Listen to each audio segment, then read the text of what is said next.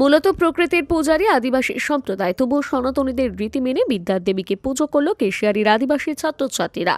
100% আদিবাসী পড়ুয়া থাকা কেশিয়ারির গুড়গুড়ি প্রাথমিক বিদ্যালয়ের রীতি মেনে সোমবার পূজিত করেন হংসবাহিনী বিনাপানি। উল্লেখ্য, রাজ্যের একাধিক জায়গায় শিক্ষা প্রতিষ্ঠানে সরস্বতী পুজোয় বাধা দেওয়ার অভিযোগ উঠেছে। কলকাতার যোগেশচন্দ্র চৌধুরী ল কলেজে সরস্বতী পুজো পুলিশি নিরাপত্তার মধ্য দিয়ে করার নির্দেশ দিয়েছে আদালত।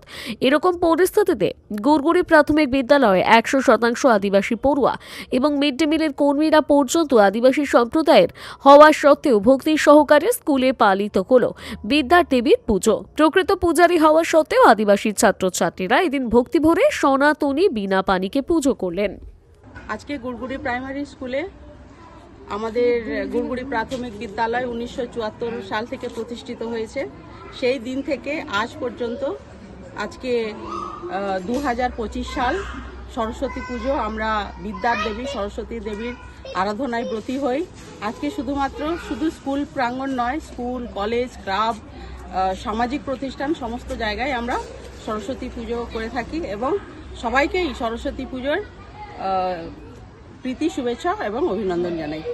100% আদিবাসী, অর্থাৎ 100% আদিবাসী, কিন্তু আমরা বিদ্যার দেবী আরাধনায় এখানে আদিবাসীরাও সনাতনী মানুষ এবং বিদ্যার দেবী আরাধনায় সবাই 100% তারা আগ্রহী হয়ে আমরা পুজো করে থাকি এবং সব অর্গানাইজেশন, আমি তো স্কুলের হেড টিচার, কিন্তু আমার সমস্ত যে দিদিরা রয়েছেন, সেলফ হেল্প গ্রুপের দিদিরা রয়েছেন, তারা সবাই মিলেই একদম 100% আগ্রহী হয়ে সরস্বতী পুজো আমরা করে থাকি। আজকের দিনটা কিভাবে পালন করেন?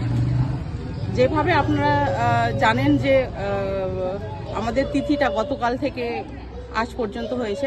আমরা গতকাল থেকেই সমস্ত যে পরিচালনার যে আমার যে সমিতি রয়েছে সবাই মিলেই আমরা আগে থেকেই প্ল্যানিং করেছি এবং সাড়ম্বরভাবে যেভাবেই আমাদের যে সনাতনের যে পুজো হয়, যারা পূজারী ঠাকুরমশাই এসে সকালবেলা সবাই পুষ্পাঞ্জলি দিয়েছে। আজকে যে কচি কাচারা রয়েছে সকালবেলা সবাই পুষ্পাঞ্জলি দিয়েছে, মায়েরা দিদিরা রয়েছেন সবাই আমরা পুষ্পাঞ্জলি দিয়েছি এবং যেভাবে আমাদের যে নিয়ম, সাংস্কৃতিক কালচার, সিস্টেম, কাস্টমগুলো রয়েছে সমস্ত কালচার মেনেই আমরা পুজোটা করি।